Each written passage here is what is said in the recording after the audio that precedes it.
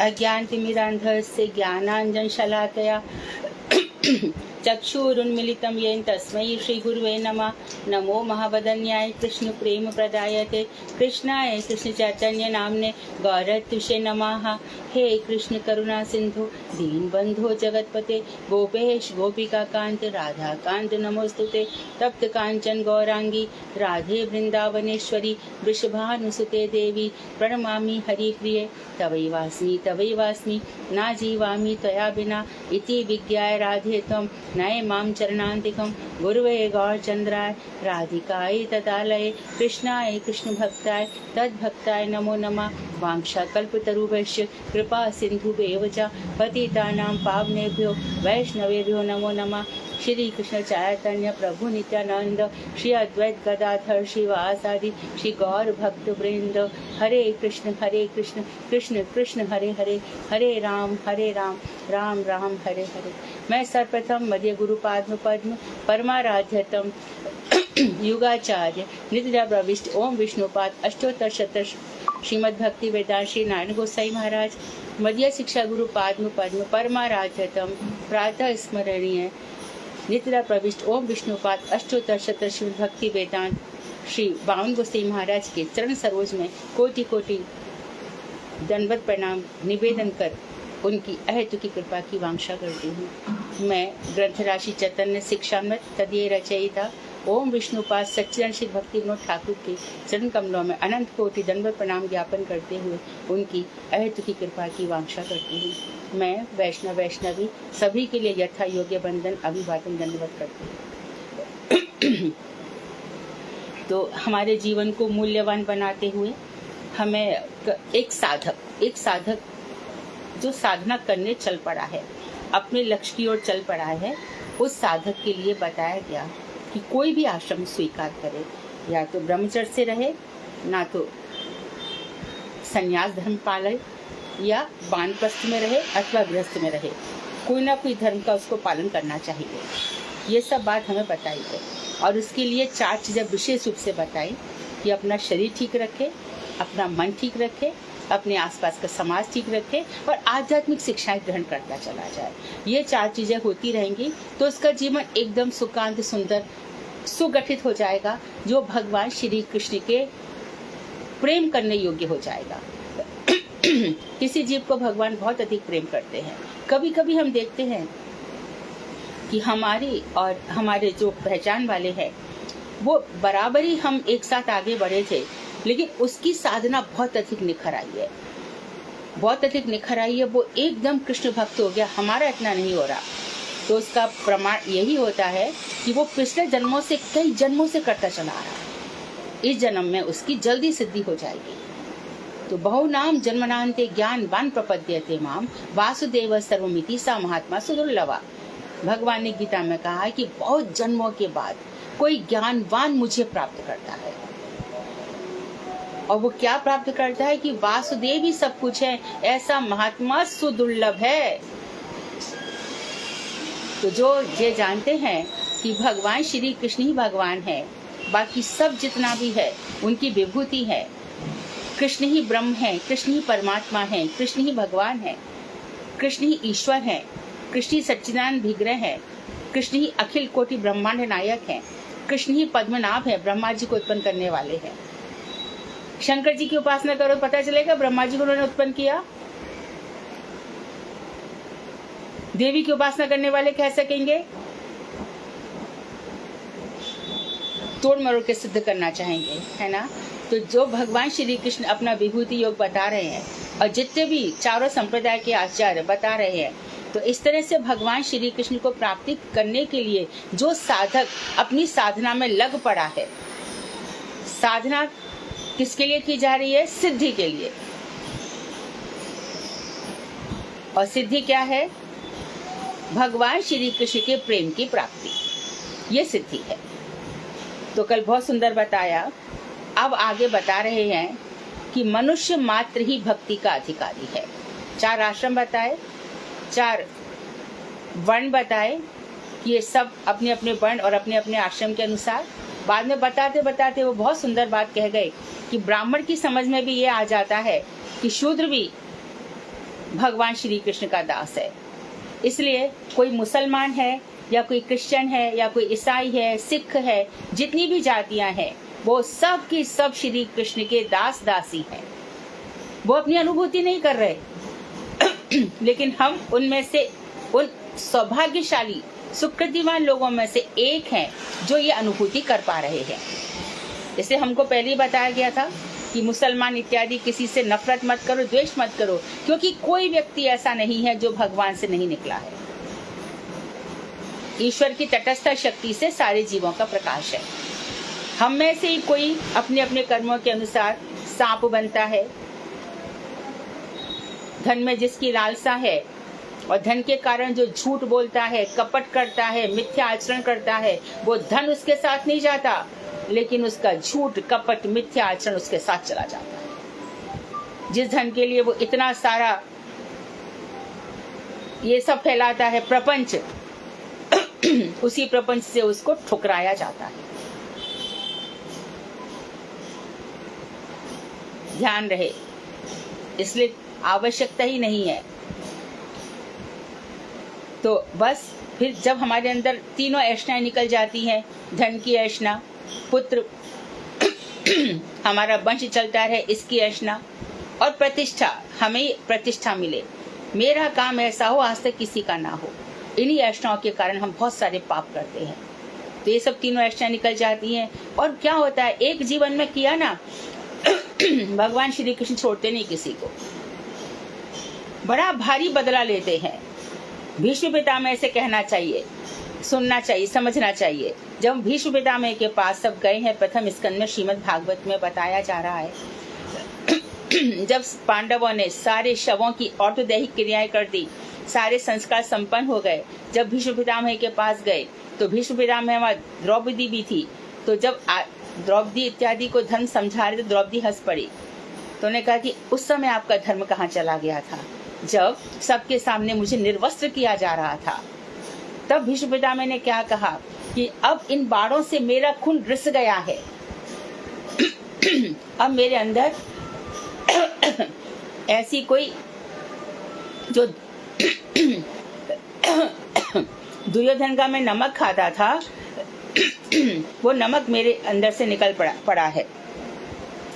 अब मेरा हृदय शुद्ध हो चुका है भजन करते करते, और उसके बाद भगवान श्री कृष्ण मेरे सामने खड़े हैं, मेरा अंतःकरण शुद्ध हो गया है। इसी समय भगवान का जो विष्णु सहस्त्र नाम है, भीष्म पितामह ने इसी समय कहा था जब वो भगवान के दर्शन कर रहे थे।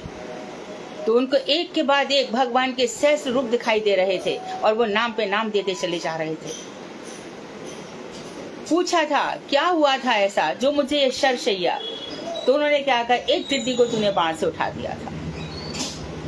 तो जब इतने से पाप का इतना भारी है, तो हमारे तो कितने जन्म निकल जाएंगे पाप भोगते भोगते।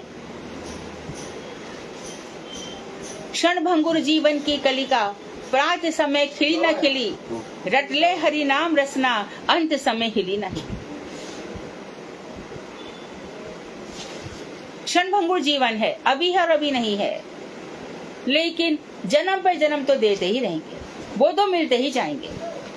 वो पाप तो हटने वाला नहीं है, वो भोगना ही पड़ेगा। कर्मणो घैनो गति उद्धव, उद्धव कर्म की गति बड़ी न्यारी है। इसलिए जिनके साथ दुराचार हो रहा है, या आपको लग रहा है हमको में से किसी को भी कि हमारे साथ झूठ बोल रहा है, मिथ्या आचरण कर रहा है, अन्याय कर रहा है, तो वो अपना ही बीज बो रहा है, हमारा कुछ नहीं कर रहा। हमें तो सब कुछ भगवान पे अर्पण कर देना चाहिए।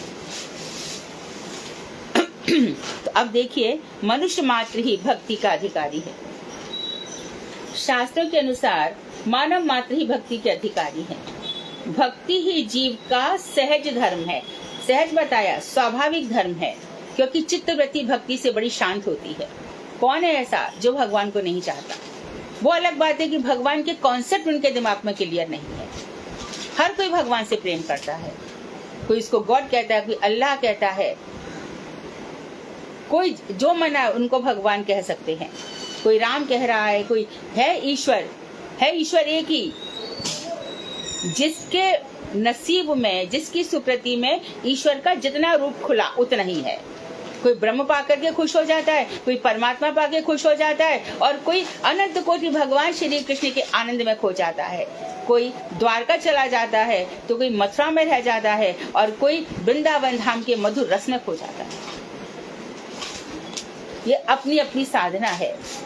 तो बता रहे हैं प्रत्येक जीव को ही भक्ति प्राप्त करने के लिए प्रयत्न करना चाहिए, हर किसी को। जब तक भगवान अच्युत से हमारा प्रेम नहीं होता, तब तक संसार से हमारा प्रेम छूटता नहीं है। इसलिए कहा जाता है अच्युत भगवान से प्रेम करो। उनके प्रेम करने से क्या अच्छा, कहीं पर हम जाते हैं, कोई हमसे कहता है कि अच्छा थोड़ा संकल्प कर लो, राधा कुंड में पंडा जी आ जाएंगे, संकल्प करो, अपना गोत्र बोलो। हमारा गोत्र अच्युत है, राधा जी साक्षी हैं, नीचे श्याम कुंड साक्षी है, हम तो उन्हीं के हैं। आदि सिद्धि तो हमारी ऐसे ही हो गई। और भाव से खाली हमने सुना है, कर दिया। देखो जब तक भाव नहीं होंगे ना, हम कितना भी सुन ले उसकी अनुभूति नहीं होने वाली। जो कुछ भी सुना पढ़ा जा रहा है, कीर्तन किया जा रहा है, वो अनुभूति के साथ होना चाहिए, फील हो, रियलाइजेशन हो। रियलाइजेशन की बहुत कमी है। बस हम ये कर दें, हम ये कर दें। किसी ने कहा है राधा कुंड में जाकर के 108 बार राधा कटाक्ष, कृपा कटाक्ष पढ़ लो, राधा जी के दर्शन हो जाएंगे। अरे पहले वैराग्य तो हो, खाली खाना पूर्ति कर दी तो हो जाएगा क्या? मैं एक को जानती हूँ, जब भी ब्रजमंडल की परिक्रमा होती है कार्तिक में, वो एक दिन राधा कुंड जाती हैं, 3-4 घंटा करके वहां पर पाठ करती हैं, लेकिन उतनी ही गृहस्थ में रमी हुई हैं। इसको अच्छा और एक शब्द समझ लो, गृहस्थ और गृह मेधी। घर में रहना ठीक है, परंतु घर में आसक्ति, घर हमारे हृदय में रहे, वो गलत है। हम घर में रह रहे हैं अपनी साधना के लिए, और घर ही आकर हमारे दिमाग में, हमारे दिल में आके बैठ जाए, वो गृह मेधी अवस्था है। तो अनुभूति हो, जितना भी भजन हो रहा हो, जितना भी हो रहा है। बहुत से लोगों को 9 बजे अपना जॉब पे जाना है, लेकिन 9 के बाद ही तो जाओगे ना, 9 से पहले तो जॉब सिर पे मत रखो।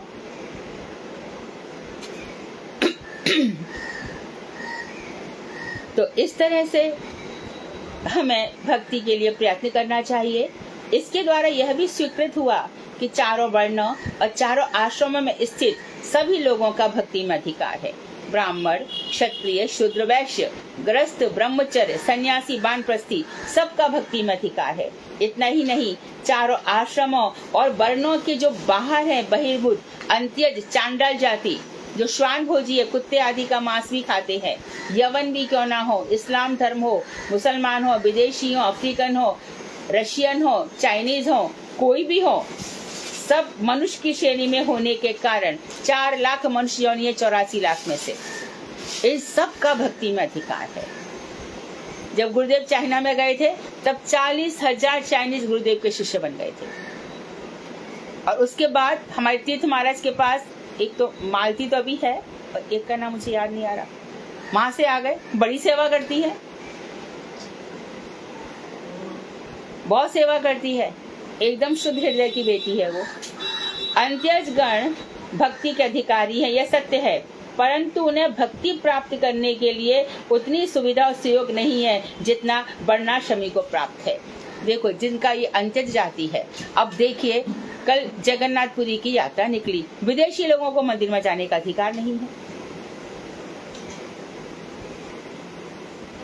हमारे इस्कॉन वाले स्वामी महाराज को गुस्सा आ गया। उन्होंने कहा अरे जाने दो, ये लोग इन लोगों से कहीं ज्यादा भक्ति करते हैं। पंडा जी ने जो दई थे वहां पर उन्होंने आज्ञा नहीं दी। उन्होंने कहा चलो हम अपना ही रथ निकाल लेते हैं। तो वहां पर विदेशियों को जाने का अधिकार नहीं है।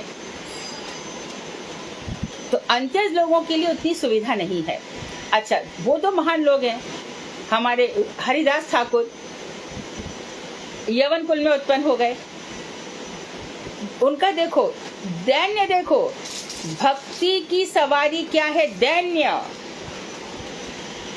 दुर्गा जी की सवारी सिंह है, कार्तिक की सवारी मोर है, गणेश जी की सवारी मूषक है, ब्रह्मा जी की सवारी हंस है, शिव जी की सवारी नंदी है, लेकिन भक्ति की सवारी दैन्य है। जितने दीन अति दीन हो जाएंगे। तो हरिदास ठाकुर हमेशा, मैं यवन कुल में, अरे मैं जहां भी जाऊंगा, मैं जहां पर संत महात्मा शुद्ध लोग आएंगे वहां जाने का अधिकार मेरा नहीं है। और रूप गोस्वामी, सनातन गोस्वामी, हमने यवन शासकों के अंतर्गत रहे हैं, वहां कर्मचारी बनकर रहे हैं, हमारा अधिकार नहीं है। और ये लोग कभी जगन्नाथ मंदिर में नहीं गए। अभी जगन्नाथ जी का रथ बाहर खड़ा है, कितने लोग जाके आलिंगन करके आते हैं। आलिंगन करके शुद्ध हो जाएंगे, एक बात है। और दूसरी बात ये है, ऐसे जो एकदम चले जाएंगे हो जाएगा, उनका कभी शुद्ध नहीं होता। क्या मैं इस लायक हूँ, क्या मैं इस योग्य की उनका आलिंगन कर सकूं? जिसके अंदर ऐसा दैन्य भाव होगा उसका हृदय परिवर्तन होगा।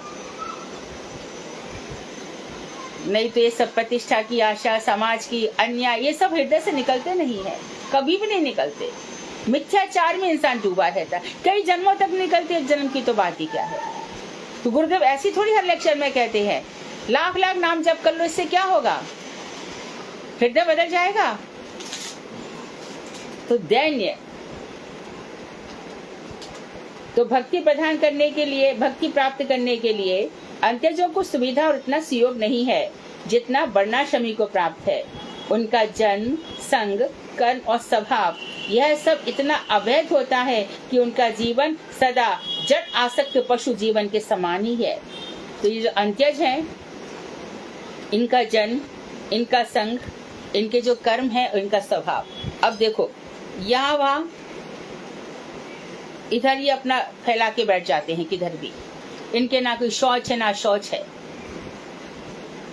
ऐसी भीड़ जाती है, वनवासी हैं, रास्ते में भी देखा जाता है।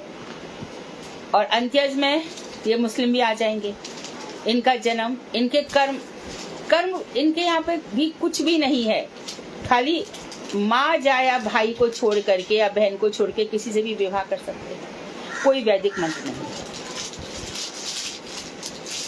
3 शब्द बोल दिए, तलाक तलाक तलाक। वो अलग बात है कि ये सब बातें कानून के अंतर्गत, तो उसको मत समझना चाहिए। इसी में हो गया, एक पत्नी है, 3 4 5 पत्नियां, कुछ ठिकाना ही नहीं है। शायद जब बच्चे पैदा करके भूल भी जाते कि हमारा क्या है। सब बांग्लादेश से, पाकिस्तान से सब शरणार्थी बने घूम रहे हैं। तो इनके ना जन्म का ठिकाना है ना कर्म का ठिकाना है। तो इनका संग और इनका स्वभाव, कैसा स्वभाव है ना। मंदिरों को तोड़ डालेंगे, मूर्तियों को तोड़ेंगे, व्यभिचार इनसे करवा लो, सब जगह इनकी दूषित प्रवृत्ति चलती है। और कुछ नहीं तो मंदिर का विरोधी। और उनसे पूछो कि तुम्हारे कुरान में, हमारे कुरान में यह लिखा है, जो हमारे अल्लाह को नहीं मानता उसको मार डालो। सीधे मरने मारने की बात। तो ये लोग क्या होते हैं कि इनके जीवन में ये जड़ आसक्त होते हैं, जड़ संसार को ही सब सत्य समझते हैं। सबसे ज्यादा मनुष्य का दुर्भाग्य ये है कि जो जड़ संसार है इसको वो सत्य मान लेता है। तो ये जीवन भी पशु के ही समान है। ये शाम न विद्या न तपो न दानम ज्ञानम न शीलम न गुणो न धर्म ते मृत्यु लोके भुवि भार भूता मनुष्य रूपे मृगाश्चरन्ति। मनुष्य के रूप में ये पशु ही है। न इनके पास विद्या है, न तप है, न दान है, न ज्ञान है, न सदाचार है, न गुण है, न धर्म है, कुछ भी नहीं है इनके पास। ये इस पृथ्वी पर भार के समान है। मरना, मारना, काटना, कटना, बस यही है। उदर पूर्ति के विषय में ये नितांत, बस पेट भर जाए, हमारा स्वार्थ पूरा हो, इसके लिए बहुत ही स्वार्थी, परद्रोही, दूसरों के साथ द्रोह करने वाले और निर्दयी होते हैं। सरकार में जाएंगे तो वहां पे पैसा खाएंगे। ये रिश्वतखोर भी होते हैं। ऐसा नहीं कि खाली यही होते हैं। जो भी भगवान का भजन नहीं कर रहा तो वो 4 आश्रम में 4 वर्णों का कुछ भी पालन नहीं कर रहा, इन सब के अंदर, क्योंकि वो कहीं ना कहीं तो डरेगा ही ना। जहाँ पे भगवान का भाव है थोड़ा, तो वो पाप करने से तो डरेगा ना सबसे पहले, पर वो लोग डरते नहीं है। इसलिए उनके लिए भक्ति पथ थोड़ा यत्न साध्य है, यानी कि इन 4 आश्रमियों वालों के लिए सहज है, इनके लिए थोड़ा सा बड़ा प्रयत्न करना पड़ता है। उनका भी भक्ति तत्व में अधिकार है। फिर बता दिया खुद ही हरिदास ठाकुर, नारद के शिष्य व्याध, यीशु, ईसा मसीह, पल आदि भक्तों के चरित्र की आलोचना से स्पष्ट होता है। तो नारद का शिष्य व्याध, बाद में नारद जी के कहने से जो व्याध क्या करता था, सारे जो पशुओं को मारता था उनको तड़पता छोड़ देता था। नारद जी ने कहा पूरा ही मार दिया करना, इतना तड़पाता क्यों है? तो धीरे धीरे उसकी समझ में आया।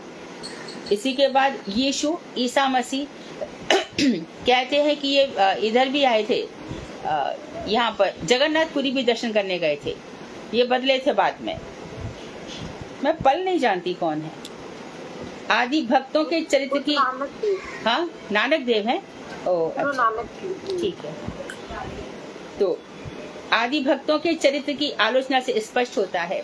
तो गुरु नानक पहले निरंकारी थे और ये निर्गुणिया थे, बाद में फिर भगवान की कृष्ण की उपासना करने लग गए थे। तो आज भी स्वर्ण मंदिर वाले जो हैं ये लोग इधर, और उसमें देखिए यहाँ पे ये गुरु नानक के जो काफी लोग हैं ना, इधर आते हैं सेवा कुंज में, वहां भी आरती वगैरह गाते हैं। तो बाद में ये लोग बदल गए थे, परंतु उनके जीवन से यह लक्षित होता है कि उन्होंने बड़े कष्ट और विघ्न बाधाओं को सहकर भक्ति पथ को प्राप्त किया था। तो भगवान विघ्न बाधा क्यों देते हैं? चित्त की शुद्धि के लिए। हमारे ऊपर जितने भी कष्ट आ रहे हैं, कोई तन दुखी, कोई मन दुखी, कोई धन बिन रहत उदास, थोड़े थोड़े सब दुखी, सुखी कृष्ण के दास। तो भगवान अपनी अनुभूति कराने के लिए, क्योंकि चित्त शुद्धि होना बहुत जरूरी है, यहाँ तक कि वे अधिक दिनों तक भक्त जीवन की रक्षा करने की सुविधा भी प्राप्त नहीं कर सके। और ये कह रहे कि भक्त बन भी गए थे, लेकिन लोगों का तिरस्कार तो उनको खूब मिलता था। यीशु को समाज के लिए बलिदान देना पड़ा। तो वो जो इस तरह के उत्पन्न हुए हैं, वो अपराधी होते हैं कई जन्मों के। लेकिन अब भक्ति मार्ग में आ गए तो भगवान का प्योरीफाइंग प्रोसेस शुरू होता है। जन्म टू जन्म शुद्धि प्रक्रिया शुरू हो जाती है हर जीव की। तो यदि कष्ट आते हैं तो इसलिए कहा जाता है भोग लो। तो यहाँ भी भक्ति विनोद ठाकुर ने प्रमाण दे दिया। ये कहा जाता है कि भैया भक्त बन गए तो कष्ट काय के हैं, लेकिन देखो यहाँ पे प्रमाण दिया गया है कि अधिक दिनों तक भक्त जीवन की रक्षा करने के लिए उनको सुविधा नहीं होती है। पर उसको इतना ही समझना चाहिए कि ये कर्म विपाक है, जो ब्रह्मा जी ने भी बताया श्रीमद् भागवत के 10वें स्कंद के 14वें अध्याय के 14वें श्लोक में। ये कर्म परिणाम निकल जाता है भोग कर। हमेशा जीव अपने कर्मों के साथ ही पैदा होगा और कर्म के साथ ही मरेगा, जब तक कि भक्ति की सिद्धि नहीं हो जाती। मंत्र जप रहे हैं लेकिन मंत्र में मन नहीं लग रहा। सिद्धि क्या होती है पता ही नहीं है। सिद्धि क्या है? मंत्र से और अधिक प्रेम, और अधिक प्रेम, और अधिक प्रेम। मंत्र जाप से हमारा जितना प्रेम हो रहा है यही सिद्धि है। भगवान के बिना जिया नहीं जा रहा, रहा नहीं जा रहा।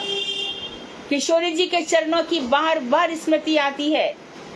गुरु चरणों में हमेशा रति मति बनी रहती है। ये सब साधना चलेगी तब सिद्धि क्यों नहीं होगी। ये जो हमारा महामंत्र है, हरे कृष्ण कृष्ण कृष्ण हरे हरे, हरे राम राम राम हरे हरे, इसी में ये साधन भी है, ये साध्य भी है। साधन में अभी हम पुकार रहे हैं हे कृष्ण हरे, हे राधे, हे कृष्ण। हरा जो जिसने भगवान श्री कृष्ण के चित्त को हर लिया है, ऐसी जो हरा राधा जी है, और वो कृष्ण कृष्ण कृष्ण जिन्होंने मेरे चित्त को आकर्षित कर लिया है। और आकर्षित करके क्या किया है?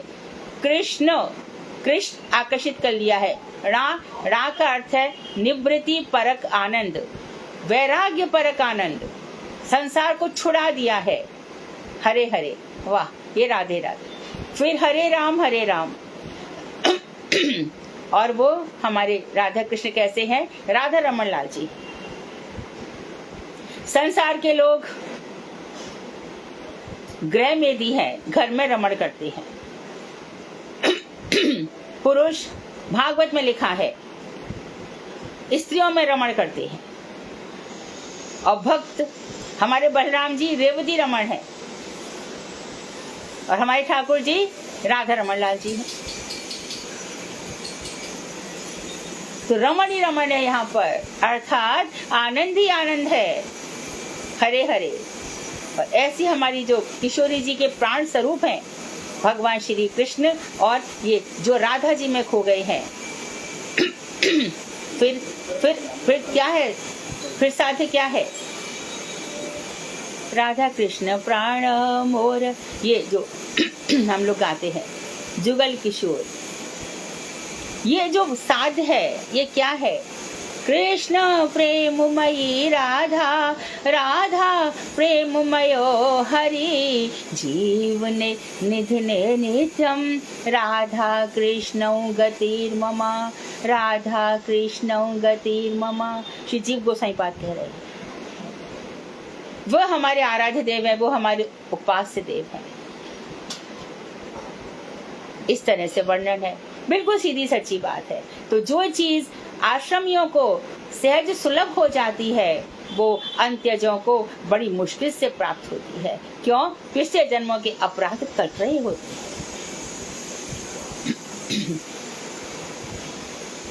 मानव जीवन एक सोपानमय गठन विशेष है। मानव जीवन, अभी तक हम ना जाने कितनी 84 लाख योनियों में तो भटक रहे थे, अब एक सीढ़ी मिल गई। मानव जीवन बड़ा अद्भुत जीवन है। और उसमें भी आहार, निद्रा, भय, मैथुन, इन चारों में हम चले गए तो पशु के समान खत्म। हमें ये तो कहा गया है कि हमारा आहार शुद्ध सात्विक होना चाहिए, परंतु ये किसने कहा है कि सुबह से शाम तक आहार में पड़े रहो? मंदिरों में अच्छा है ना, 12, 12:30 बजे, 1 बजे प्रसाद, 1 से 4 वहां पर सब अपना हरि भजन करते हैं। 5-6 बजे फिर कथाएं होती हैं, फिर 7 बजे रसोई में जाते हैं या 8 बजे जाते हैं। 1 घंटा में जो बना, बस इतना ही।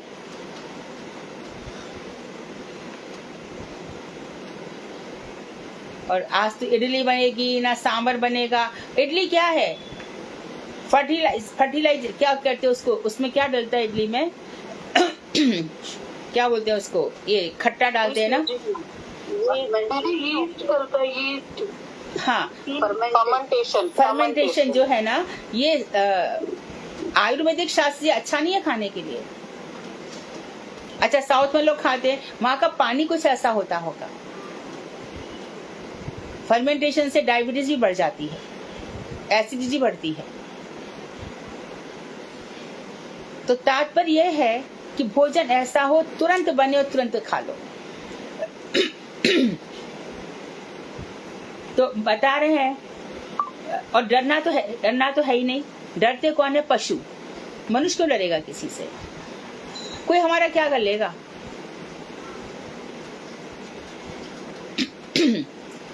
भक्ति का बल इतना हो कि जो हमारे साथ कुछ करे उसको डर रहना चाहिए।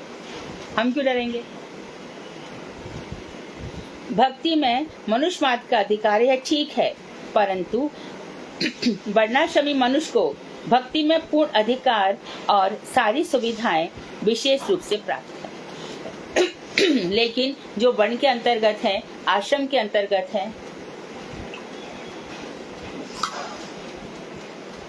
उनको सुविधाएं अलग अतिरिक्त हैं।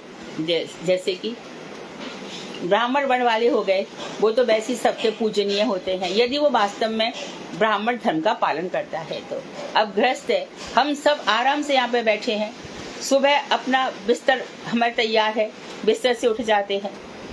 लेकिन एक साधु है, फक्कड़ बाबा, यहाँ वहाँ भटकते रहते हैं। बारिश आ गई तो कहाँ जाएंगे? घर ही नहीं बसाया।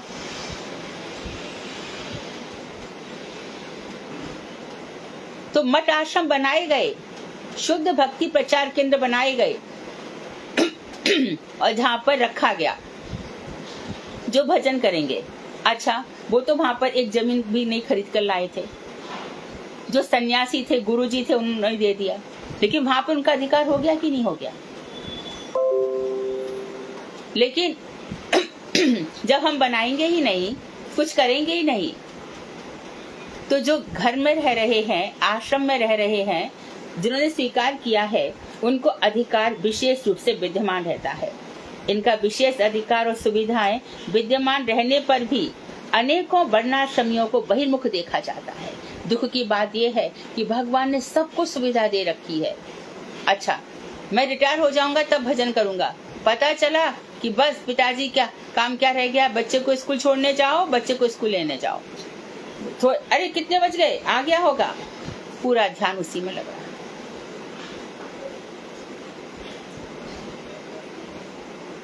पोता पोती, देवता देवती, इन्हीं सब में लग जाते हैं।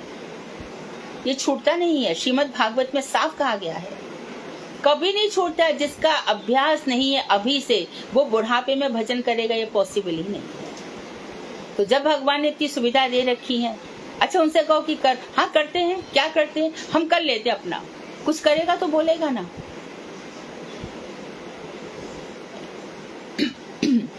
तो इन वर्णाश्रमियों को बहिर्मुख देखा जाता है। इसका कारण यह है कि मानव जीवन एक सोपानमय भवन है। मानव जीवन एक सीढ़ी है, एक सीढ़ी है। अच्छा, अंत्यज जीवन ही सबसे निचला सोपान है। और मानो जो अंत्यज पैदा हो गए, उनका सबसे निचला सोपान है, यानी पहली सीढ़ी है, नीचे वाली सीढ़ी, जो अंत्यज जाति में जन्म हुआ। तो उन्होंने पहले भी इस बात को बताया था, अब इस बात को विस्तार से बता रहे हैं कि जो लोग ना कोई नीति को मानते हैं, ना ईश्वर को मानते हैं, ना धर्म को मानते हैं, ना मानवता को मानते, कुछ भी नहीं मानते, यही पशु प्रवृत्ति है कि आप ही आप चरे, मनुष्य वही है कि जो मनुष्य के लिए मरे। न इनके लिए देश प्रेम, न समाज प्रेम, कुछ भी नहीं है, पशुओं के समान जीवन जीते हैं। ये सबसे निचली सीढ़ी है। इसके ऊपर है निरीश्वर नैतिक जीवन, ये दूसरी सीढ़ी है। यानी नैतिक तो हो गए थोड़े से, थोड़ा तो मानवता है, लेकिन भगवान को नहीं मानते। तीसरी सीढ़ी है सेश्वर नैतिक जीवन, ये तृतीय सोपान है, जो सबसे अच्छा है। ईश्वर भी है और सदाचार, ये नहीं कि ईश्वर है तो दुराचारी हो गए। भगवान का भजन कर रहे हैं और रात दिन स्त्री का चिंतन कर रहे हैं। गौर कृष्णदास बाबा जी महाराज, जब उन्होंने इच्छा व्यक्त की कि इस शरीर को जब मैं छोड़ दूंगा तो मुझे नवद्वीप में गड़ागड़ी करवा देना, लोटपोट करा देना, तो लोग जाकर के उनके शरीर को उठाने लगे जैसे कि मानो उनका ये शरीर साधारण है। कितना हाई कोटि का भजन था। तब प्रभुपाद जी आए, इनके शरीर को वही व्यक्ति हाथ लगाएगा। ये वो तथाकथित सो कॉल्ड सन्यासियों को कह रहे हैं, जिसने 1 साल से स्त्री का चिंतन ना किया हो। और ऐसा कहते कहते 1 महीना तक, कहते कहते 3 दिन तक आ गए, सब भाग लिए।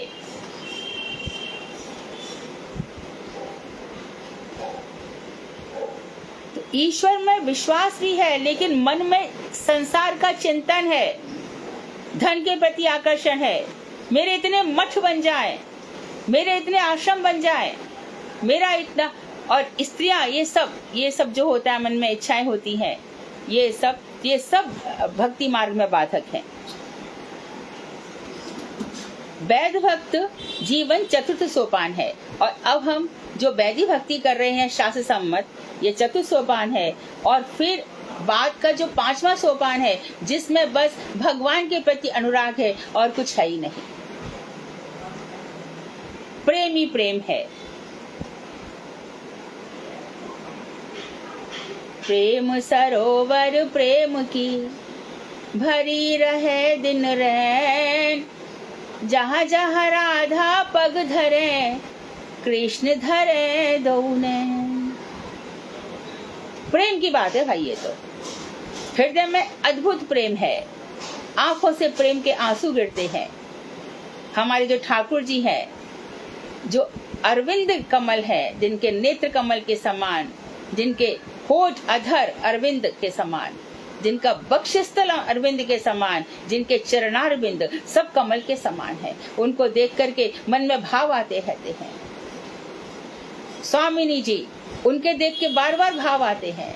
शंकर जी भी स्तुति तो कर रहे हैं। मखेश्वरी, क्रियेश्वरी, स्वधेश्वरी, सुरेश्वरी, त्रिवेद भारतीश्वरी, प्रमाण शासनेश्वरी, रमेश्वरी, क्षमेश्वरी, प्रमोद काननेश्वरी, ब्रजेश्वरी, ब्रजाधिपे, श्री राधिके नमोस्तुते।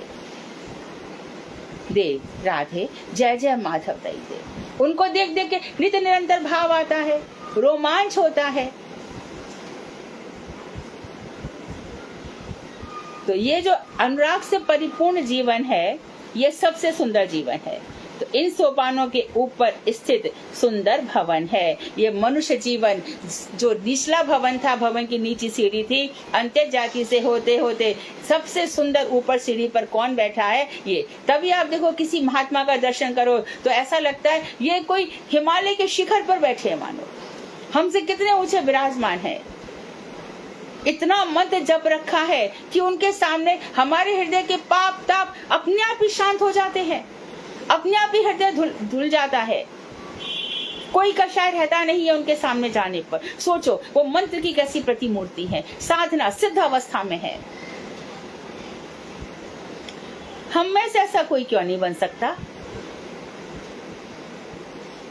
माया के फेर में पड़े हैं, लाख सुन लेंगे, लाख कुछ फर्क नहीं पड़ता है।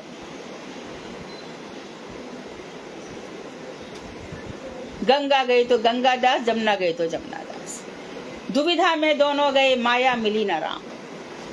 माया भी चाहिए और राम भी चाहिए, इसलिए नहीं होता है। और इन लोगों को देखो, सब त्याग करते हैं, प्रतिकूल परिस्थितियां आती हैं, सब कुछ होता है, इनके चरणों में सारी रिद्धि सिद्धि ऐसी आती है और ये उनकी तरफ देखते तक नहीं है। दिए मानव न घृणंती, मैं उनको देता हूँ, ये घृण नहीं करते। तो कितना अच्छा मार्ग है। भजन करो, चिंता उसको रहती है। अनन्या चिंतयन्तो माम ये जना पर्युपासते तेषां नित्याभियुक्तानां योगक्षेमं वहाम्यहम्। तुम मेरा चिंतन करो, तुम्हारा योगक्षेम मैं वहन करता हूँ। मैं तुम्हारी सुविधा के लिए सब कुछ रक्षा कर सकता हूँ।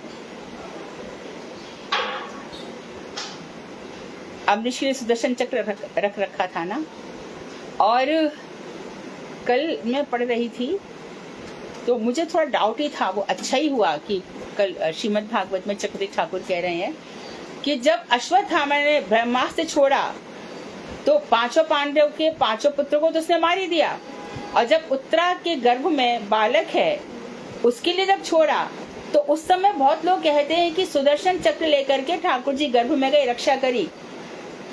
नहीं, सुदर्शन चक्र उन्होंने पांचों पांडवों को लगाया और वहां खुद जाकर के रक्षा करी, ऐसे खड़े हुए। कल मैं पढ़ के स्तंभित रह गई, क्योंकि उसने ब्रह्मा से छोड़ दिया, लौटाना उसको आता नहीं था। इसलिए भगवान ने अर्जुन से कहा कि अर्जुन इनको लौटाना पड़ेगा। विप्लव हो रहा है, सारी सृष्टि में कोलाहल मच गया है,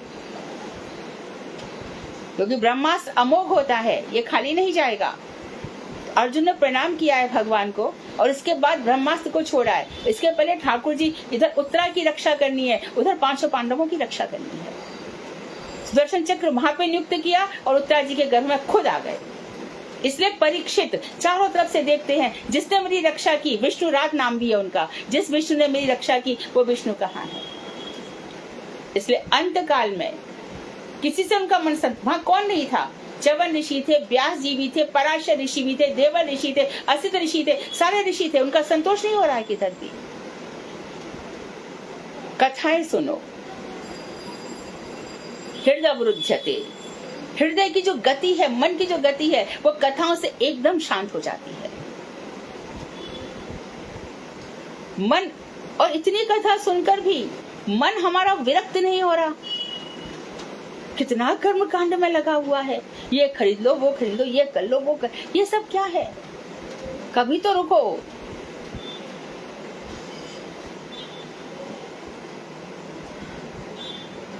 अनुरागपूर्ण जीवन ही इन सोपानों के ऊपर स्थित सुंदर भवन है। जीव जिस भी सोपान पर है, अपने उसे ऊपर वाले सोपान पर चढ़ने की प्रवृत्ति उसका स्वभाव है। हर व्यक्ति ऊपर चढ़ना चाहता है ना। आज मैं मैनेजर हूँ या ऑफिसर हूँ, मैनेजर हूँ, उसके बाद फिर सीनियर मैनेजर हो जाएगा, जूनियर मैनेजर की कैटेगरी कर देंगे उसकी, डायरेक्टर हो जाएगा, पार्टनर हो जाएगा। ऐसे आगे आगे बढ़ती चले जाने की प्रवृत्ति सब में होती है। उसी प्रकार भक्ति मार्ग में भी हमारा अधिकार हो, गुरुदेव आप जहाँ पर हैं, गुरु रूपा सखी मैं आपको बार बार प्रणाम, आप जहाँ पर है वहाँ मेरा भी हाथ पकड़ के ले चलिए। कहाँ जाऊं मैं इस भव सागर में, कितने गोते खाऊं, यहाँ कोई तो मेरा नहीं था, कहाँ पे मुझे परायों के बीच में पटक दिया। यहाँ सारी दुनिया यदि सच्ची बात पूछी जाए तो नोच खाते हैं लोगों को, कौन किससे प्रेम करता है, सब झूठी बातें हैं।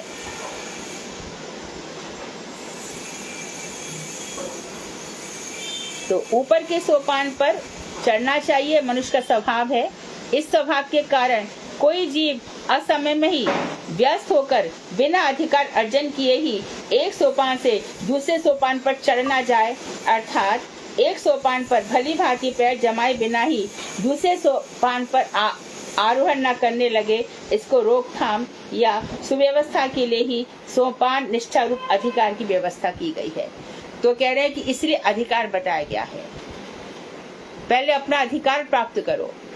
तो अधिकार कहाँ से मिलेगा? भजन से। तो ये जो प्रथा चल रही है कि पहले थोड़ा भजन करो, फिर 4 चीजें छोड़ो, है ना। इस्कॉन में 4 चीजें बोलते हैं ना, अवैध स्त्री का संग, अल्कोहल और नशा इत्यादि, ये सब त्याग। पहले बेसिक चीजें बताई जाती हैं, उसके बाद और आगे चलो, घर गृहस्थी में आसक्ति छोड़ो। अच्छा पहले 4 माला करो, 4 माला में 4 घंटा जा रहा है, अरे बाप रे। माला बढ़ाओ, 16 माला करो, फिर मन अभी भी मन भटक रहा है तो 32 करो। ये ऐसे कर करके सोपान आगे बढ़ाए जाते हैं और अधिकार दिया जाता है। तो देखो जैसे कि मंदिर में पुजारी है, पुजारी का अधिकार है मूर्ति को वस्त्र पहनाने का, श्रृंगार करने का, सब। उसको कई दफे नहाना धोना पड़ता है, बहुत शुद्ध रहना पड़ता है ऐसे। और यदि नहीं रहा तो पुजारी भी वहां से भंग निकाल दिया जाता है उसको, जब उसकी बहिर्मुख प्रवृत्ति हो जाती है। तो अब अधिकार की बात है, मंदिर में सेवा परिपाटी है। सेवा में जितने भी वैष्णव आए उनको खाना परोसो, परोस के अच्छे से खिलाओ। अच्छा खिलाते खिलाते क्या होगा, जैसे कि हमारे नारद जी ने क्या किया, साधुओं को खिलाया, साधु खिलाते खिलाते साधु ने उनको उच्चिष्ट खा लिया, एक बार खाया, वो भी भागवत में कह रहे एक बार उच्चिष्ट, तो उनको भक्ति का अधिकार मिल गया। अब जो देने वाला है, जो दाता है, उसकी सामर्थ्य इतनी अधिक है कि उन्होंने फटाफट सारे कषाय दूर कर दिए और अधिकारी बना दिया। तो ये कह रहे हैं कि देखो ज्यादा सीधे चलोगे तो गिरोगे, अधिकार तो है नहीं। तो पहले अधिकार प्राप्त करो, वैदी भक्ति, उसके बाद अनुरागमयी भक्ति। तो जो भी जिस सोपान पर है, असमय में व्यस्त मत हो जाओ। अधिकार बिना अधिकार प्राप्त किए एक सीढ़ी से दूसरी सीढ़ी पर चढ़ना जाए, और जब तक दूसरी सीढ़ी पर पैर जम जाए तब पहली सीढ़ी को छोड़ो। अर्थात सन्यासी जाना है या ब्रह्मचारी बने रहना है तो पहले देख लो घर पर रहकर कि मेरा सब कुछ ठीक ठाक है, मेरा मन तो कहीं बाहर नहीं भटक रहा।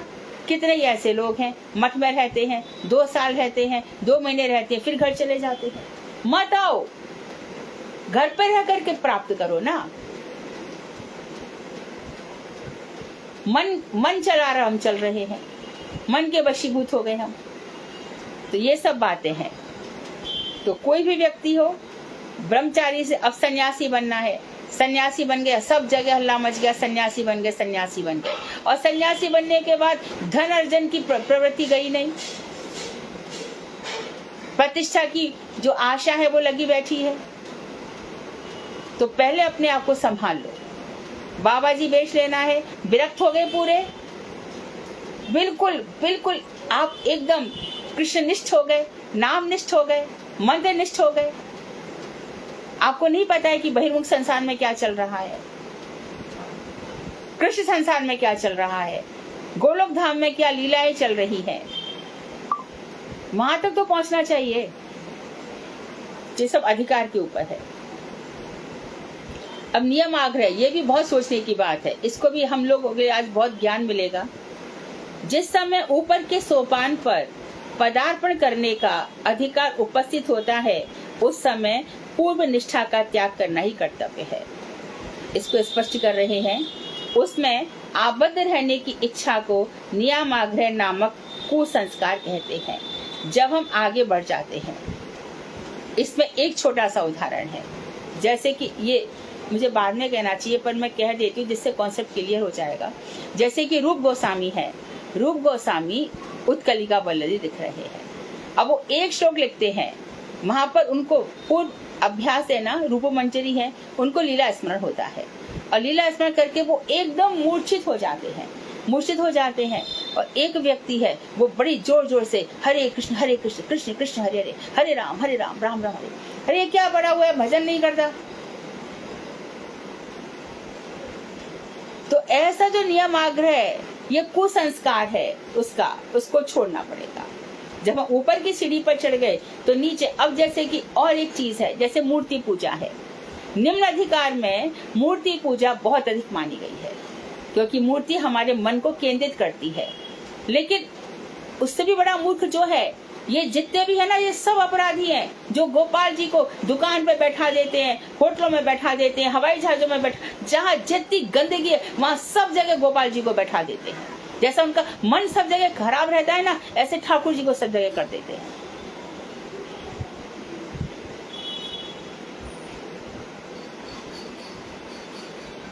कभी नहीं करना ऐसे। यदि कहीं जाना भी पड़े तो मंदिर में गोपाल जी रख जाओ। कभी तो जहां तक हो उनको हटाने ही नहीं चाहिए अपने स्थान से। और यदि ऐसे ही हो कि घर में कोई नहीं है, इसलिए कहा जाता है कि चित्रपट की सेवा सबसे अच्छी है। भगवान तो यहाँ पर है, यहाँ पर, लेकिन प्रारंभिक अधिकार में जो कनिष्ठ अधिकार है उसमें मूर्ति पूजा है। तो समय पूर्व निष्ठा, जो पूर्व निष्ठा है। अब गुरु वैष्णव मूर्ति पूजा में लग जाएंगे तो संसार का उद्धार कौन करेगा। लेकिन समय समय पर मानो गौर अभिषेक हो रहा है तो वहां भी जो हमारे सन्यासी वर्ग है वो करते हैं। थोड़ी गुरुदेव करके वहां चले गए थे। गुरुदेव ने देखा मुझे यहाँ पर आए हुए जो इतने सारे लोग हैं, 15-20 हजार लोग, उनका भी तो केंद्र बिंदु मैं ही हूँ, सबका ध्यान मेरे ऊपर है, तो मैं हरि नाम करूंगा, मैं जोर जोर से गौर आरती गाऊंगा तो ये भी मेरे साथ गाएंगे। हमको कहते ऐसे क्यों कर रहा है। पूरे 2-2:30 बजे उठ करके गुरुदेव ने 7-8 बजे तक अपना भजन कर लिया। मानो वो 8 से 9 सो गए। अरे ये समय सोने का है। तो ये सब बता रहे हैं कि आगे बढ़ो तो आगे खुद ही स्पष्ट करेंगे कि उसमें आबद्ध रहने की, बंधे रहने की इच्छा को नियम आग्रह, नियम के प्रति आग्रह, ये कुसंस्कार कहते हैं। इसी कुसंस्कार के कारण ही अंत्यज लोग निरीश्वर नैतिक जीवन का अनादर करते हैं। इसी कुसंस्कार के कारण ही अंत्यज जो चारों आश्रमों के भार हैं वो निरीश्वरवादी बन जाते हैं। ये ऐसे लोग फिर कहते हैं ऐसा भगवान ने, जैसे हम कहते हैं अरे भगवान के साथ ऐसा करो वैसा करो, अरे तुम्हारा भगवान कुछ तो करता नहीं है, इसलिए वो निरीश्वरवादी बन जाते हैं। और फिर नैतिक जीवन का भी अनादर करते हैं। निरीश्वर नैतिक जन काल्पनिक सेश्वर नीति की अवज्ञा करते हैं। और निरीश्वर जो भगवान को नहीं मानते, ऐसे नीति को मानने वाले काल्पनिक सेश्वर नीति की अवज्ञा करते हैं। कल्पना में जो भगवान बनाए गए उनका अपमान करते हैं। और काल्पनिक सेश्वर नैतिक जन सच्चे सेश्वर नीति की अवहेलना करते हैं। अतः सेश्वर नैतिक भक्ति की अवज्ञा करते हैं और अंत में वैध भक्त जन भी रागात्मिका भक्ति का अनादर किया करते हैं। इसी कुसंस्कार के कारण वर्णाश्रम में स्थित बहुत से लोग वैदिक भक्ति का आदर नहीं करते। इससे भक्ति की किसी प्रकार भी हानि नहीं होती, अपितु अनादर करने वाली व्यक्ति की हानि हो जाती है। तो उन्होंने सोपान पर सोपान बताए। क्या होता है कि नियम के पीछे जो हट है, ऐसा होना ही चाहिए, ऐसा होना ही चाहिए। तो इसमें सबसे पहले कौन आ जाते हैं? ये जो कुसंस्कार है, नियमाग्रह, इसके कारण जो भगवान को नहीं मानते ऐसे नैतिक जन, एक वो व्यक्ति है जो इनका ईश्वर भागवत सम्मत नहीं है, इनका ईश्वर गीता सम्मत नहीं है, एक कल्पना है। ईश्वर एक है जो संसार को चला रहा है, कौन है वो नहीं पता। कृष्ण है, अरे नहीं वो तो अपना आए काम करके चले गए। अच्छा राम है, नहीं, बस एक शक्ति है जो जीव चला रही है, सबको, सृष्टि को चला रही है। ये काल्पनिक से ईश्वर नीति का अवज्ञा करते हैं, उसका अपमान करने लग जाते हैं। अरे कोई ईश्वर ईश्वर नहीं होता, छोड़ो सब ढकोसलेबाजी, कुछ नहीं है, खाओ पियो मौज करो, ये मनुष्य जन्म फिर कहाँ मिलेगा। यावत जीवन तावत सुखम जीवे ऋणम कृत्वा घृतम पिबेत। जब तक जियो सुख से जियो, कर्जा भी हो जाए तो क्या हुआ, कितने हमारे वो यहाँ पे भाग गए ना कर्जा ले करके। ये सब वो है निरीश्वर, और नीति भी नहीं है। ये क्या नाम है इसका, माल्या, न भगवान को मानता है न नीति को मानता है। और कौन है? नेहुल चौकसी। और कौन कौन है ये लोग? धन पशु हैं, धन ने इनकी बुद्धि को विकृत कर रखा है। और जितने भी जहां पर पैसा आया, सब नियम आकर सब खत्म हो जाता है। अरे मैं तो बस इतना ही मानता हूँ, जाता हूँ, प्रणाम कर जाता हूँ, आता हूँ, बस इतना ही कर देता हूँ।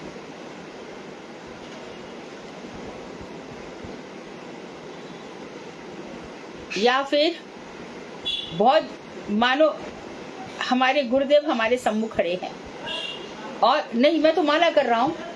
अरे जिस गुरुजी ने हमें सब कुछ दिया उसके लिए खड़े तो हो जाओ।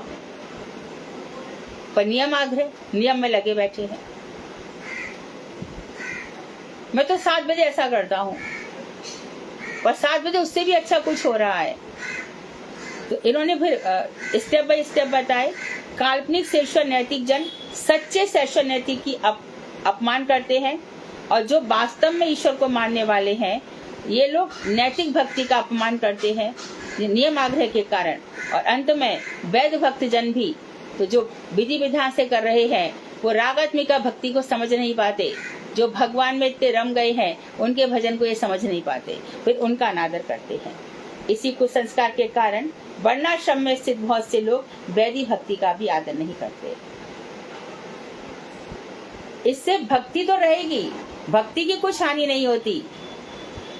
हानि किसकी होती है? हम लोगों की, अनादर करने वाले व्यक्ति की। ऊपर वाले सोपानों के व्यक्ति स्वाभाविक रूप से निचले सोपानों में स्थित जीवों के लिए व्याकुल रहते हैं। और एक बहुत ही सुंदर बताई, जो लोग बहुत ऊपर पहुंच गए होते हैं, भक्ति में एकदम रम गए होते हैं, वो हम जैसे अधम जीवों पर दया करने के लिए व्याकुल रहते हैं। कैसे भी इसका किसी प्रकार से कल्याण हो, आत्यंतिक कल्याण हो, ये भी भक्ति में आ जाए। पता नहीं क्या सोचा करता है, क्या चीजों को लेकर के बैठा है।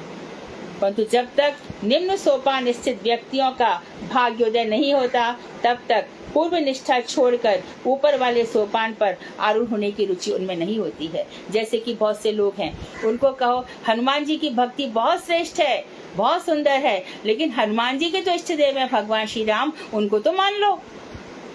तो नहीं, हनुमान ही मेरे भगवान है। अपराध कर रहा है, सुनेगा नहीं। मैं तो नियम ले रखा है। क्या नियम ले रखा है? हनुमान चालीसा पढ़ लेता हूँ। होय सिद्ध साकी गौरीशा, तुलसीदास सदा हरिचेरा, कीजय नाथ हृदय में डेरा। कितना भी उनको बताओ नहीं मानेंगे।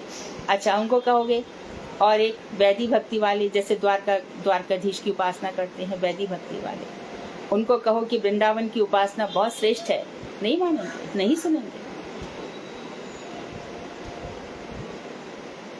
तो ये तो खैर बहुत ऊपर की बात है। अंतिम जो रागात्मिका भक्ति है ये उसका सम्मान नहीं कर पाते, और वैधि भक्ति वाले रागानुगा भक्ति रूप गोस्वामी सनातन गोस्वामी को समझ ही नहीं पाते। वृंदावन धाम में जो परकिया रस है उसको समझ ही नहीं पाएंगे। श्रीमद् भागवत कह रही है कि भैया पति सुतन्वय अपनी बेटों को छोड़कर, पति को छोड़कर, बच्चों को छोड़ करके गोपियां गई। तो परकिया भाव तो स्पष्ट है। अरे परकिया भाव नहीं है, आप कैसी बात कर रहे हो? तो नहीं मानेंगे, सुनेंगे ही नहीं। बहुत ऊंची सीढ़ी पर चढ़ने का उनका अधिकार नहीं होता। इसलिए जब कोई ऐसे से प्रश्न करता है ना, तो उससे कहा जाता है अपने अधिकार में बात करो। अधिकार कुछ भी नहीं है, पहले मंजरी भाव बता दो हम कौन सी मंजरी है। अरे पहले हृदय तो शुद्ध कर, मंजरी तेरे को पहले चाहिए। इसलिए मंजरी का अधिकार गुरुजी किसी को भी नहीं कहते थे कि तुम ये मंजरी हो।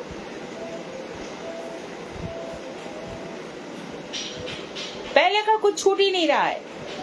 हम सब कुछ जान ले, उसके बाद देखेंगे, और ना जाने कितने सारे पाप और अपराध हो जाते हैं इतने बीच में। इसलिए हृदय को शुद्ध रख करके फिर भजन करना चाहिए।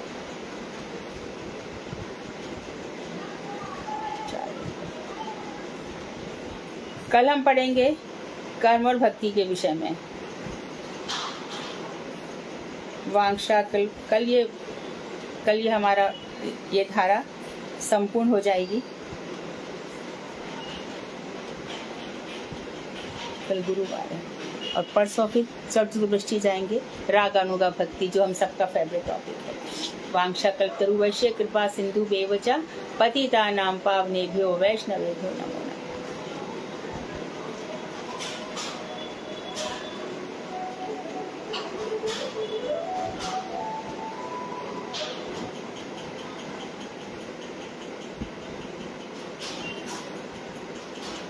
पूछिए। हरे कृष्णा दीदी, दंडवत प्रणाम। हाँ दीदी, नियमाग्रह में जो एक लाइन आई है लास्ट में कि वास्तव शाश्वत नैतिक भक्ति की अवज्ञा करते हैं। धीरे धीरे तो वो वो सबका कैसे कर सकते वो लोग हैं? उस वो चीज तो- को समझ ही नहीं पाते। देखो, जबकि वो ईश्वर को भी मानते हैं और नीति को भी मानते हैं। पर वो लोग जो उसके नीचे वाले हैं ना, अपने ऊपर वाले का सम्मान नहीं कर पाते। इसमें हर नीचे वाला ऊपर वाले का सम्मान नहीं कर पाता, क्योंकि वो अपने नियम में इतना जड़ा हुआ रहता है। अच्छा, इसलिए वो शुद्ध भक्ति की अवज्ञा करते हैं। हाँ हाँ।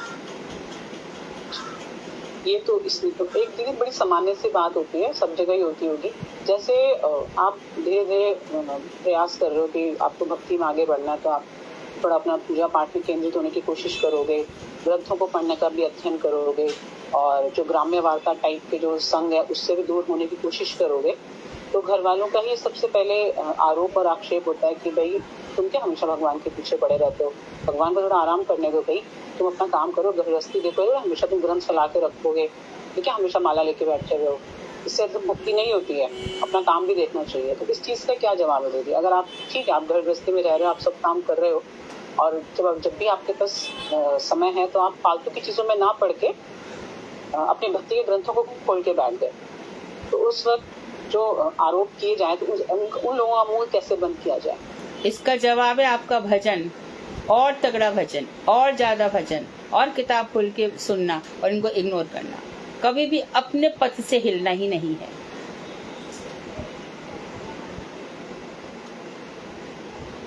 वो मूर्ख साल 2 साल तक बोलते रहेंगे, फिर अपने आप चुप हो जाएंगे। आपको पीछे नहीं हटना है।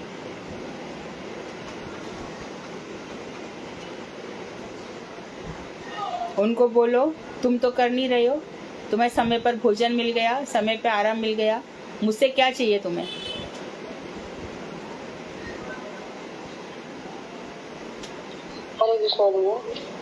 आप संतुष्ट हैं सुधा जी? आप सुधा जी संतुष्ट हैं इस उत्तर से? आप कर पाएंगे ऐसा? जी दीदी जी, मैं कर रही हूँ, लेकिन उसके बावजूद भी जो अब थोड़े घर वाले वो कहेंगे जरूर कहेंगे। आप ऊपर बढ़ो, नीचे आपकी लेग पुल करने वाले ही बैठे हैं। हम अनुभूति की बात कह रहे हैं, इतनी अनुभूति है, इसके लिए हम कह सकते हैं।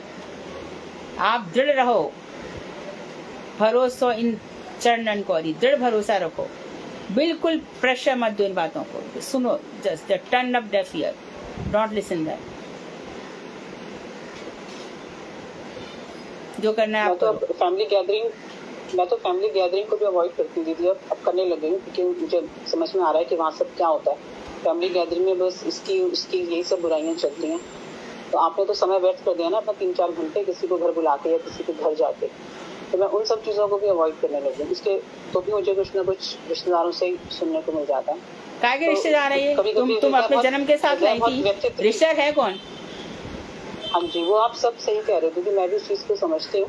पर ये है कि कभी कभी थोड़ा सा हृदय डामाडोल हो जाता है, तो फिर समझाने की कोशिश करती हूँ। पर ये है कि हाँ, ये जो अभी आप बात कह रहे हो, हम समझ रहे हैं, वो सब सही है, लेकिन आजकल की जो दुनिया ना दीदी, उसमें जोड़ने वाले बहुत हैं। क्यों, मैं आजकल की दुनिया में नहीं रह रही, मेरी दुनिया अलग है जी। सारी जगह ऐसे ही लोग हैं, अभी भी वैसा ही करते हैं, पर कौन परवाह करता है? परवाह करोगे तो मरोगे। हरे कृष्णा दीदी। हाँ प्रणाम। हाँ दीदी, सुधा दीदी के प्रश्न से ये आया कि जो परिवार को, जो पड़ोस को, इधर उधर हम जो पहले मतलब जिससे उसमें लीन थे, उनका वो हमसे वो छूट गया, तो ना दीदी दुख तो होगा, हमें उस चीज को हमें फिर लपेटना चाहते होंगे, तो हमें इस चीज का सतर्क रहना है कि भाई ये हमें दोबारा अपने में लीन करना चाह रहे और हमें बार बार में टॉर्चर करते हैं इस चीज के लिए। तो उस चीज के लिए बस हमें सतर्क रहेगा, अपना भजन करना भाई, ये माया है और हम थोड़ा सा माया में से निकलने की चेष्टा कर रहे, किसी उसमें फंसे हुए हैं और उसमें से हमें निकलना। तो ये मुझे तो दीदी ऐसे ही लगे, ये सभी के साथ है, चाहे वो सुधा दीदी हो, बिल्कुल, हाँ। और भी दीदियाँ होंगी, है ना, क्योंकि हम पहले उन्हें बहुत सुख दे रहे थे हर तरह से, अपने जो परिजन है उन्हें पूरा सुख दे रहे थे, और वो उनका धीरे धीरे छूट रहा, तो उन्हें तो दुख होगा ना, वो हमें इस चीज के लिए भी हम तो हावी होंगे, ऐसे लगे दीदी मुझे तो, इसीलिए हावी हो रहे होंगे हम पे। हरे कृष्णा दीदी, दंडवत प्रणाम दीदी। दीदी मेरा तो कहना ये है कि जब आप सुख दे रहे थे तो वो सुखी थे, वो संतुष्ट थे आपसे, तब कुछ नहीं बोलते थे, बहुत तब अच्छी नहीं बोलते थे, तब भी बोलते थे दीदी, वो संतुष्ट हमसे कभी नहीं थे। ठीक है, इस बात को मानो। अब हम भजन में आ गए ना, तो अब विरोध ज्यादा हो रहा है, हमें अब लग रहा है कि वो हमसे संतुष्ट नहीं है, क्योंकि हमने उनकी इच्छाएं पूरी करनी छोड़ दी, लेकिन जाने अनजाने अभी भी हम उनकी इच्छाएं पूरी कर रहे हैं, लेकिन उनको क्या लग रहा है कि हम उनके विपरीत जा रहे हैं, उनको लग रहा है कि ये हमें छोड़ेंगे, किसी न किसी तरीके से छोड़ेंगे, बस इसलिए। नहीं तो विरोध तो वो पहले भी करते थे, अभी भी कर रहे हैं और आगे भी करेंगे, इनको इग्नोर करके चलना। आपका नाम मुझे दिख नहीं रहा है। रमा दीदी, रमा बोल रही हूँ। हाँ रमा, हाँ रमा, बिल्कुल बिल्कुल सही बोल रहा, बिल्कुल सही, एकदम सही, बहुत ही अच्छी बात कही। मुझे ना 14 से 15 साल हो गए हैं, सबको समझा के हार गई। अब लास्ट में बस अपना भजन करो, संतुष्ट रहो, कोई कुछ भी बोले इग्नोर करो, इससे बढ़िया दूसरा रास्ता नहीं है। संतुष्टः सततम योगी, योगी मतलब जो भगवान से जुड़ा हुआ है, हमेशा संतुष्ट रहता है, सतत भजन करता है। लोगों की तो परवाह नहीं करनी ही नहीं है, ये तो विरोधी है हमेशा ही। दीदी मैंने तो यहाँ तक देखा है कि हम परमिशन लेते रहते, कोई परमिशन नहीं देता। दीदी मैंने तो यहाँ तक कर लिया, कोई परमिशन दे ना दे, जब मुझे जाना है मैं जाती हूँ, कोई पीछे गालियाँ दे, कुछ भी सुनाए, आके सुन लेंगे, कोई फर्क ही नहीं पड़ता। फर्क नहीं, हाँ, कुछ फर्क नहीं पड़ना चाहिए लोगों की बातों का, हृदय उनके लिए है ही नहीं। तब हम अपना रोना रोते हैं ना, तब हमारे मन में क्वेश्चन आते हैं, लेकिन तब रोना खत्म कर देते हैं ना, तब हमें फर्क नहीं पड़ेगा, तब हम सही तरीके से संतुष्ट हो जाएंगे। बिल्कुल ठीक है, एकदम परफेक्ट।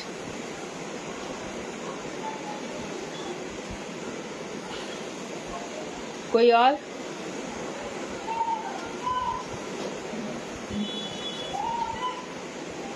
कोई प्रश्न?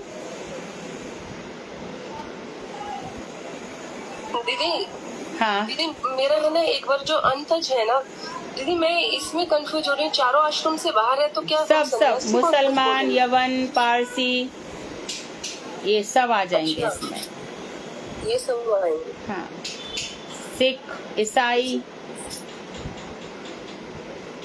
जो चारों आश्रम और चारों वर्णों से बाहर है।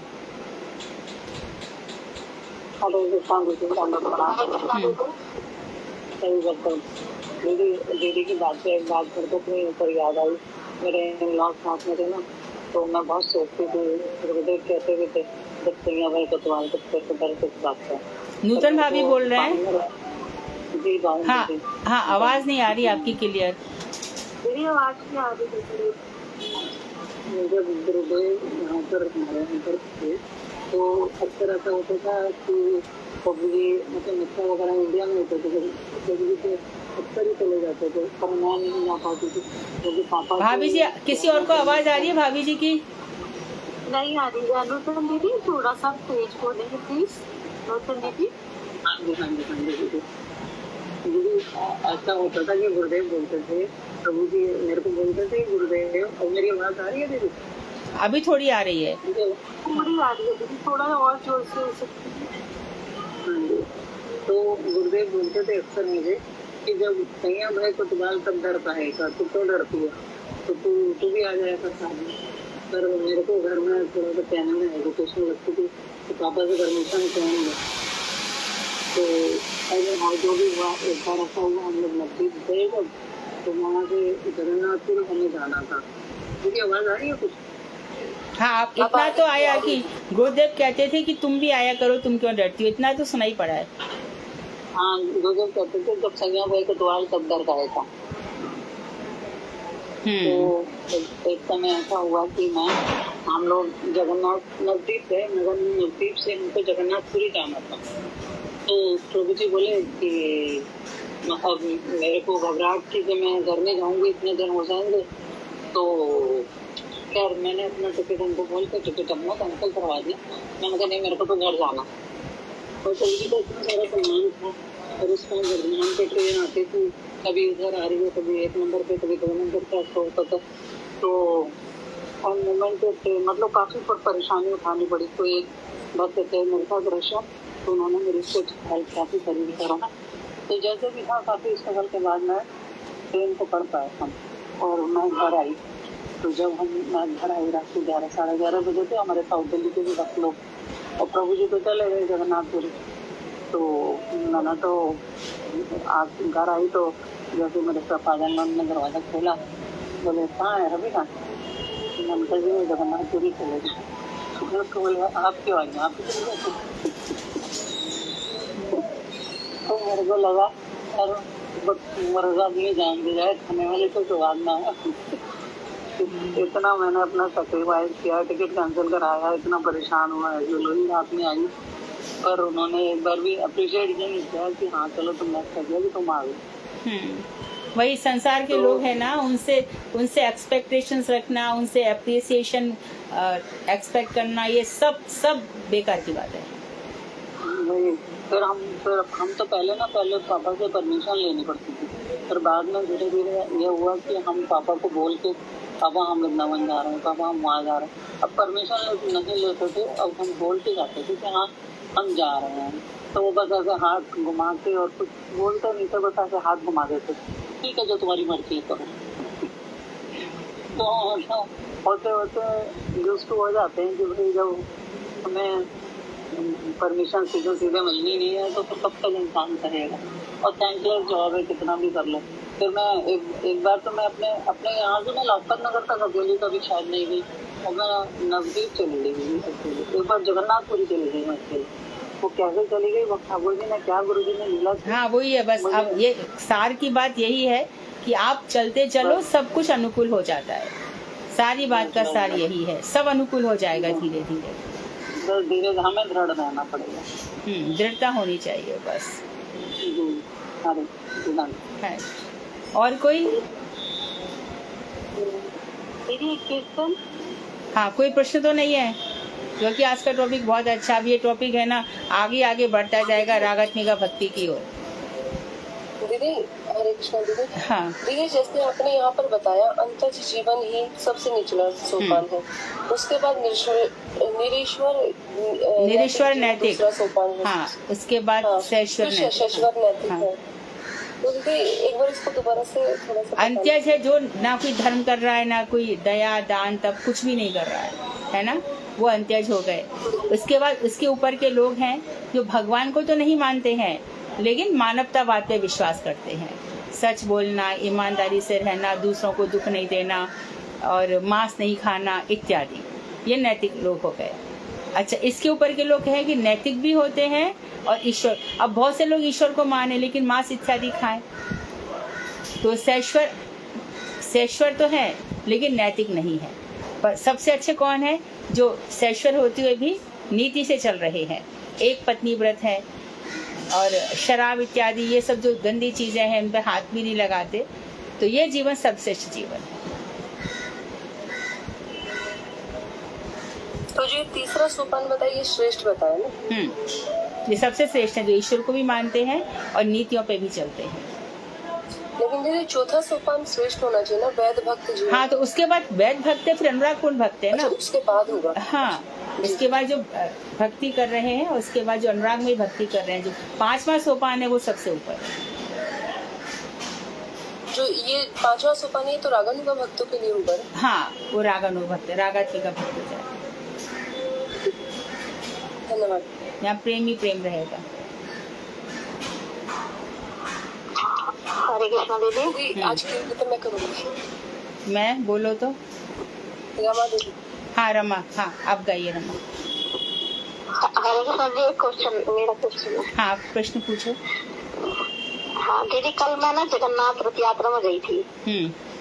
मतलब रथ यात्रा निकल रही थी, तो वहाँ पे ना मुझे ओम शांति के लोग मिले और वो भी रथ यात्रा का ना स्वागत कर रहे थे और आरती पूजन कर रहे थे। लेकिन मुझे ऐसा लगा कि वे तो मूर्ति पूजा नहीं करते, लेकिन उन्होंने जगन्नाथ जी का पूरा फूल माला लेते और बड़े पूरा उनका ग्रुप इकट्ठा था और वे स्वागत कर रहे थे। तो मैं देख रही थी कि ये मायावादी लोग भी मतलब जगन्नाथ जी हाँ की हाँ, सेवा कर मतलब सकते करते हैं। जगन्नाथ भगवान को बौद्धिस्ट से लेकर के सब लोग मानते हैं, यही आश्चर्य की बात है। अच्छा अच्छा, हाँ, मैं कलयुग के साक्षात ईश्वर हैं ये। गोवर्धन पर्वत, जमुना जी, गंगा जी, भगवान जगन्नाथ, राधा कुंड, ये सब बद्रीनाथ, केदारनाथ, ये सब साक्षात भगवान के फैलाव है, विस्तार है। और जगन्नाथ तो साक्षात है, इसलिए कर रहे थे पूजा। हाँ हाँ, सभी लोग करते हैं उनका सब। दीदी जगन्नाथ जी के दर्शन इसलिए भी सब लोग करते हैं, सब लोग आते हैं क्योंकि जगन्नाथ जी के दर्शन मात्र से मुक्ति मिल जाती है, तो इसलिए वो दर्शन के लिए आते हैं। अब मुक्ति ये कहते तो जरूर है कि मुक्ति मिल जाती है, पर मुक्ति किसी को चाहिए ही नहीं होती भक्तों को। क्या करेंगे मुक्ति? नहीं दीदी, भक्तों को नहीं, ये जो ओम शांति ओम वगैरह वाले हैं वो तो मुक्ति के लिए भागते हैं। हाँ, उनके मुक्ति के कॉन्सेप्ट क्या है वो हमारे लिए क्लियर नहीं है ना। हम जानते भी नहीं है कि मुक्ति है क्या। अब हम जो शास्त्रीय सालों के सायुज्य सारों पे ये मुक्ति की बात करते हैं, तो हम तो समझते हैं कि वो सब मुक्ति बेकार की चीज है। ये जो ब्रह्म कुमारी होते हैं ना दीदी, ये लोग तो उनको मानते हैं, ये शिव जी पे विश्वास करते हैं। और इनके यहाँ जो सबसे टॉप मोस्ट होता है ना मुझे पद, दादा या दादी बोलते हैं ये लोग, उनको ये मानते हैं कि ये वो शिव जी का ही अवतार है, ऐसे करते हैं। हाँ, ये सब मनगढ़ंत है, ये सब वेद सम्मत नहीं है, शास्त्र सम्मत नहीं है, सब मनगढ़ंत है। हाँ जी, शास्त्र सम्मत नहीं है। कुछ नियम वगैरह इनके बने जिनको ये लोग मुरली कहते हैं और मुरली को फॉलो करते हैं, ऐसा कुछ है इनके यहाँ। हाँ दीदी, और कहते हैं कि अभी कृष्ण आने वाले हैं। हाँ, ये सब मनगढ़ंत है, मनगढ़ंत। हाँ दीदी, बकवास है, मनगढ़ंत है सब। हरे कृष्ण दीदी। हाँ दीदी, यहाँ पे हमारे है ना इस्कॉन का ज्यादा मतलब प्रचार है, तो जो दो दीदी हैं तो वो है ना, उन्होंने कुछ कहा कि जैसे जो यहाँ के प्रतिष्ठित वैष्णव है सबके नजरों में कि वो बहुत अच्छे हैं, कितनी सेवा कर रहे हैं, सब कुछ कर रहे हैं, लेकिन उन्हीं से ही उन लोगों को धोखा मिला कि उन्होंने किसी से पैसे लेके दिए नहीं या वो नहीं। तो वो लोग बोल रही थी कि हम कैसे मतलब विश्वास करें कि ये वैष्णव नहीं है, कि हम तो क्योंकि मतलब हम बड़ी श्रद्धा के साथ जुड़े थे, लेकिन ऐसे हमें मतलब विश्वास हमारा टूटा। तो अब मतलब हाँ, ये बोले वो वैष्णव के नाम पर, बोले वो वैष्णव थोड़ी है, तुम वैष्णव के जो नाम पर धोखेबाजों के चंगुल में फंसी हो। वैष्णव का बाना पहन रखा है, वैष्णव ऐसे नहीं होते। और जो दो वैष्णव तुम्हारे साथ धोखा कर गए, इसका ये मतलब थोड़ी हो गया कि अनंत कोटि वैष्णव वृंद सभी खराब है। बोले आपका भाग्य खराब था कि आप वैष्णवों के नाम पर ठगों के चंगुल में फंस गए। वैष्णव दीदी ने पिछली क्लास में समझाया तो था कि वो बिल्ली, कौन सी बिल्ली बताई थी, वो वाली बिल्ली भगत, राइट। वडाल। कभी भी पैसे का संबंध तुरंत क्यों रखते हैं लोग, पता नहीं। पैसे में तो धोखा है, और जो वैष्णव होगा पैसे क्यों लेगा।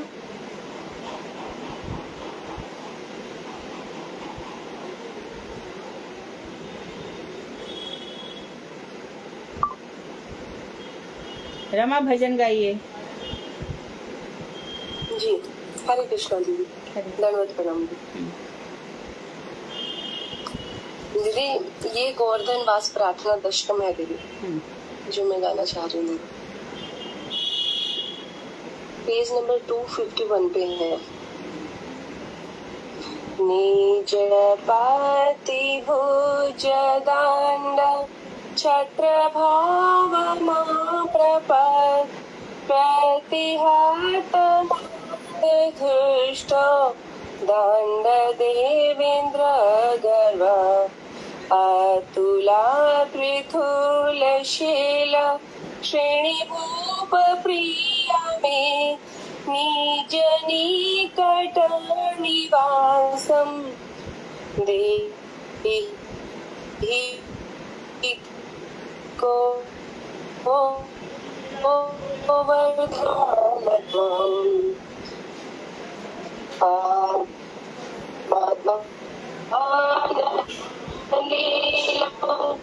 कंदरे कंदरे थे प्राचयम लग्न कास्तद्वन्द्वयो में निज निकट निवासं देहि गोवर्धन त्वम् अनुपाममणिवेदि रत्नसिंहासननोऽपि रुहचारदर्शनानु द्रोणीसङ्घेषु रङ्गे सह बालसखिभिः सखिलायन स्वप्रिया मे निज निकट निवासं देहि गोवर्धन त्वम् रसनिधिनावयूनो साक्षिणी मदान केले त्रुति परिमल वेदां श्याम वेदिं प्रकाशय रसिकावरकुलानां माध्ममासफालयान मे निज निकट निवासं देहि गोवर्धन त्वम् हरिदयितामपूर्वं राधिका कुण्डात्वा प्रियसखमिह कण्ठे नर्मणालिङ्गाय गुप्त नवयुवयुगखिला सत्रतपशयन रहो मे निज निकट निवासं देहि गोवर्धन त्वम् स्थलजालतालशशि